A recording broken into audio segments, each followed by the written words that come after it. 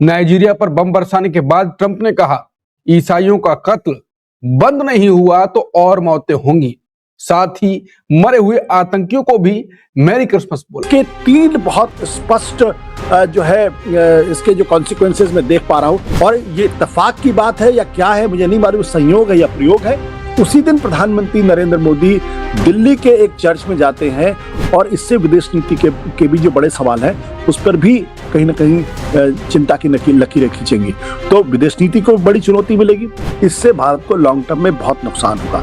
देखिए, जो Christian word है वो बहुत पावरफुल है, वो इस्लामिक वर्ड की तरीके से, और कभी कभी ये नुकसान इतना भयानक होता है कि आपको पता ही नहीं चलता कि आपके नीचे से जमीन। अस्सलाम वालेकुम दोस्तों, कल के रोज हुई है क्रिसमस और भारत में ईसाइयों पर ऐसे जुल्म ढाए गए हैं कि आपको यकीन नहीं आएगा। और दोस्तों, आज ही डोनाल्ड ट्रंप ने एक तो नाइजीरिया पर उन्होंने बमबारी की और कहा कि वहां पर क्रिश्चियन को तंग किया जा रहा था, इसलिए वहां पर हमने बमबारी की है। और दूसरा, उन्होंने पूरी दुनिया को और साथ में भारत को धमकी दी है। आप देखें तो भारतीय हिंदुओं ने कहीं पर भी क्रिसमस मनाने नहीं दी दोस्तों। जहां पर उन्होंने जश्न की पूरी तैयारी कर रखी थी उसे भी तबाह कर दिया गया था। और भारतीय हिंदू ये इल्जाम लगा रहे थे कि ये हमारे लोगों को जबरन ईसाई बनाते हैं। बात उनकी दोस्तों अगर देखा जाए तो ठीक है, क्योंकि ईसाई लोग वहां पर क्या करते हैं, वो वहां पर पैसे भी देते हैं और हिंदुओं को ईसाई कर देते हैं। और खासकर जो छोटी जात के हिंदू हैं, जो पहले ही बड़ी जात के हिंदुओं से काफी तंग हैं, उन्हें थोड़े से पैसे दे दिए जाए और उन बंदे बाहर भेज दिए जाए तो वो ईसाई मजहब एक्सेप्ट कर देते हैं। और ये इन पर इल्जाम जो है ना, ये आप अगर पढ़ेंगे तारीख तो ये बिल्कुल ठीक है। 1857 के बाद ऐसे ही जितने ईसाई हुए हैं ऐसे ही हुए हैं। और दोस्तों,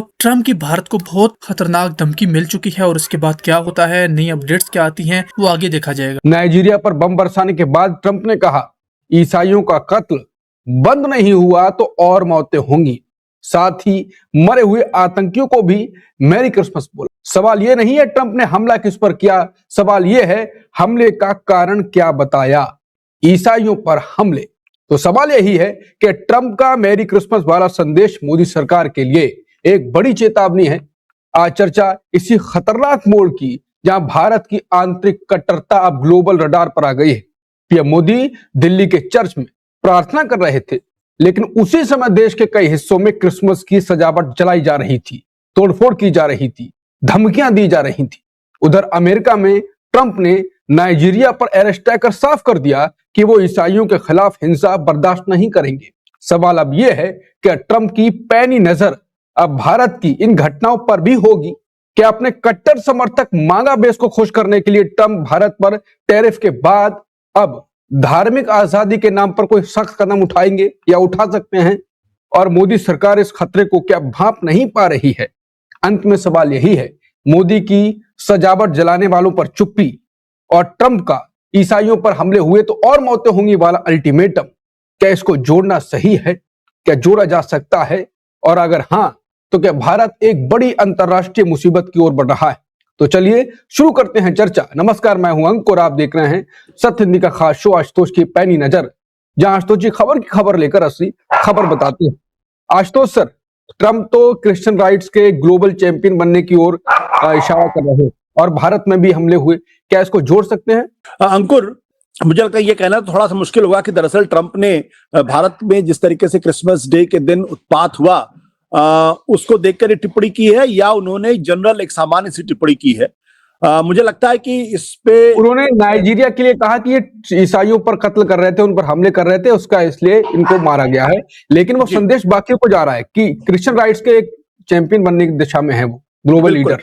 देखिए, हिंदुस्तान में जिस तरीके से 25 दिसंबर को या क्रिसमस डे के दिन जिस तरीके से नालबाड़ी के इलाके में, जैसा कि आपने देखा रायपुर के मॉल में जिस तरीके से किया गया, राजस्थान से भी यही खबर आ रही है, मध्य प्रदेश से भी यही खबर आ रही है, दिल्ली के लाजपत इलाके में भी जो सांता क्लॉज की कैप लगा के जो महिलाएं जा रही थी उनको जिस तरीके से हैकल करने की कोशिश की गई है, ये वो तस्वीरें हैं। दरअसल इन तस्वीरों ने हिंदुस्तान की छवि को अंतर्राष्ट्रीय स्तर पर बहुत गहरी चोट पहुंचाई है, क्योंकि आज के जमाने में ये कह पाना कि ये तस्वीरें सिर्फ हिंदुस्तान तक महदूद रहेंगी या असम के नालबाड़ी इलाके तक भी रह पाएंगी, ये कहना बहुत बड़ी बेवकूफी की बात होगी।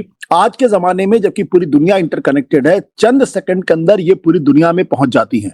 तो जिस तरीके से नालबाड़ी के इलाके में सांता क्लॉज को जिस तरीके से पीटा जा रहा था, उनके उत्सव को जिस तरीके से उठापटक किया जा रहा था, वहां जिस तरीके से भाषा का इस्तेमाल किया जा रहा था और पुलिस वहां मुख दर्शक बनी हुई बैठी हुई थी, वो इस ओर इशारा कर रही है कि दरअसल एक प्रायोजित कार्यक्रम के तहत, एक सुनियोजित योजना के तहत इस तरीके की हरकतों को अंजाम दिया गया है।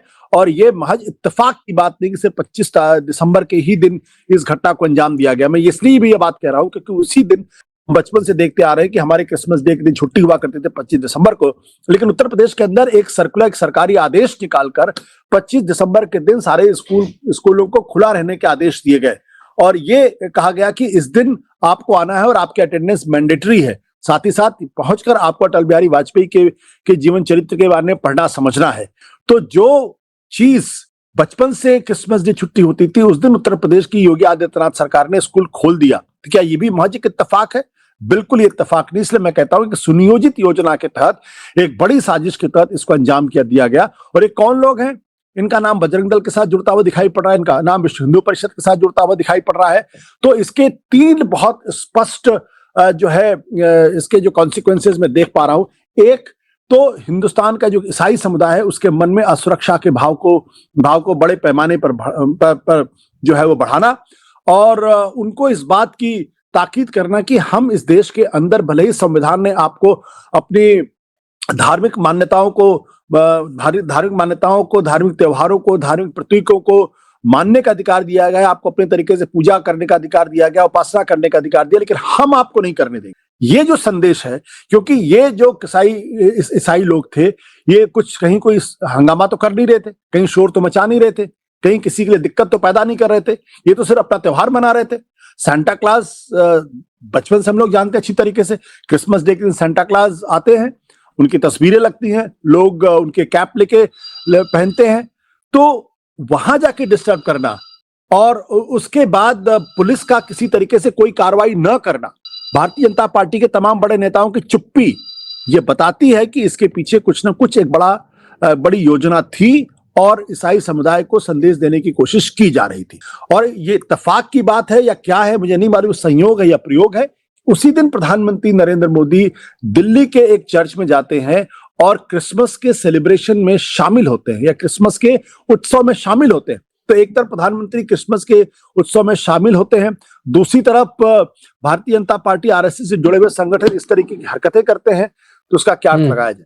प्रधानमंत्री जी अगर चाहते तो देर शाम तक उनका तगड़ा बयान आना चाहिए था, ये कहना चाहिए हरकतें बर्दाश्त नहीं है और जो लोग ये कर रहे हैं उनके खिलाफ कड़ी से कड़ी कार्रवाई होगी। लेकिन ना उनकी तरफ से कोई बयान आया, ना अमित शाह की तरफ से कोई बयान आया, ना ही असम के मुख्यमंत्री की तरफ से कोई बयान आया और ना ही छत्तीसगढ़ की तरफ से कोई बयान आया, बल्कि 3-4 लोगों को खाली डिटेन किया गया, ऐसी जानकारी मेरे पास है।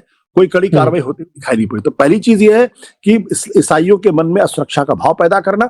दूसरी बात है कि ये तस्वीरें अंतर्राष्ट्रीय स्तर पर जाती हैं, वहां जब जाएंगी तो हिंदुस्तान की छवि इससे धूमिल होती है और अगर धूमिल होती है तो फिर भारत की जो एक छवि है एक टॉलरेंट इंडिया की, एक ऐसे भारत की जहां पे सभी धर्मों के लोग हंसी खुशी रहते हैं, जहां किसी तरीके का कोई भेदभाव नहीं है, तो वो छवि पूरे भारत की बर्बाद करती है। तीसरी बात क्या है, जो क्रिश्चियन वर्ड है वहां पे इसको किस नजर से देखा जाएगा, वहां की सरकारों का नजरिया क्या होगा और इससे विदेश नीति के भी जो बड़े सवाल है उस पर भी कहीं ना कहीं चिंता की लकीरें खींचेंगी। तो विदेश नीति को बड़ी चुनौती मिलेगी कि जैसा कि आपने कहा कि ट्रंप जरूर जिस तरीके का बयान दिया है वो भी अपने आप एक संदेश है। भारत की छवि खराब होती है और भारत के अंदर ईसाइयों के मन में जो है वो असुरक्षा का भाव आता है। ट्रंप पूरा चुनाव जीते थे मागा का मुद्दा बनाकर पूरा, और अभी भी फिर उनका थोड़ा विरोध हुआ, मागा थोड़े नाराज हुए, तो अब उनको खुश करने के लिए भी लगातार कदम उठाए जा रहे हैं और जो भी कुछ करते हैं तो सीधे उसको क्रिश्चियन और उससे राइट से जोड़ देते हैं, ऐसा कुछ। और अब भारत में पीएम मोदी ने एक सिंबॉलिक कहा कि मैं चर्च जाता हूं, उन्होंने लगा कि ढक जाएगा, छुप जाएगा और ये कहीं इमेज जाएगी नहीं, लेकिन पूरी आक्रमण पर ही, हमलों पर ही नजर सबकी रही और ज्यादा खबरें बनी। आपको लगता है कि ट्रंप का जो है एक अपना मागा बेस और मोदी अपनी जो चला रहे हिंदुत्व राजनीति, वो आपस में टकराएगी तो ट्रंप ने जो टैरिफ लगाए थे उसके बाद कुछ और भी आ सकता है? फिर आज नहीं तो कल दोनों की राजनीति एक जैसी है। वो जब मागा की बात करते हैं तो वो क्रिश्चियन कट्टरपंथी पंथ की बात करते हैं। हाँ, नरेंद्र मोदी जी जब हिंदुत्व की बात करते हैं तो वो भी हिंदू धर्म के बारे में और हिंदू धर्म से के इर्द गिर्द राजनीति को संचालित करने की कोशिश करते हैं। तो दोनों एक तरीके की पॉलिटिक्स कर रहे हैं, दोनों का एक तरीके का नेचर है, दोनों एक तरीके से सुने, दोनों एक ही तरीके से लोगों को प्रभावित करके अपना वोट बैंक बनाने की कोशिश कर रहे हैं।